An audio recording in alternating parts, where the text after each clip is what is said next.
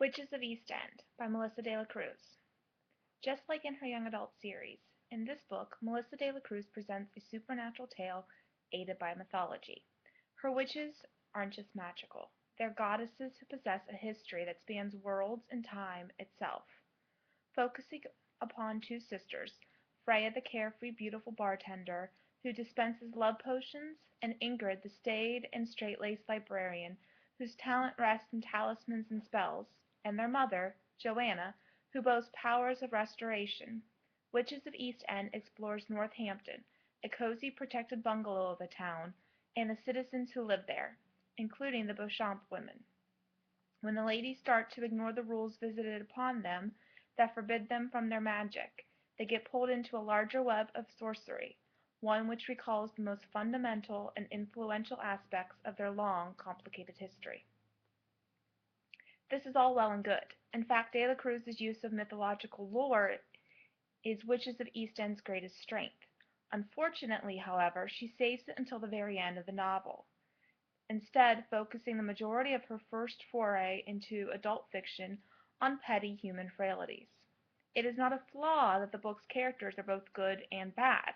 Rather, the problem lies in the fact that their less than desirable traits are so predictable, that their personalities and characterizations themselves are trite and unimaginative. In turn, this makes Freya, Ingrid, and Joanna's actions, mistakes and triumphs alike, just as unoriginal as well. Perhaps De la Cruz was aiming to create archetypes, given the witch's roots in mythology, but this only would have been possible if she had introduced the women's backgrounds sooner and relied upon them more faithfully to shape the story.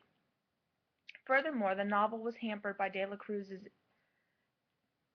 including some of her characters from her young adult series. Yes, Freya was introduced in one of the Blue Bloods books, but she was a new character at that point without a pre-established profile.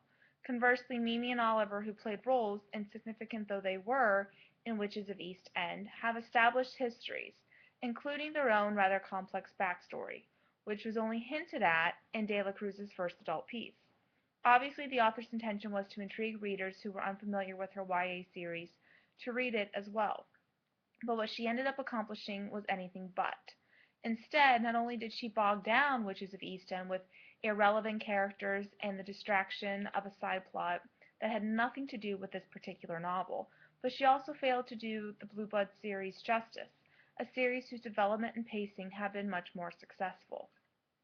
Finally, De la Cruz committed one last grievous writing mistake with Witches of East End. She gave it a deus ex machina ending. Admittedly, these characters are gods and goddesses, but what makes mythology so interesting and compelling is its pervading tragedies, not its happily ever afters.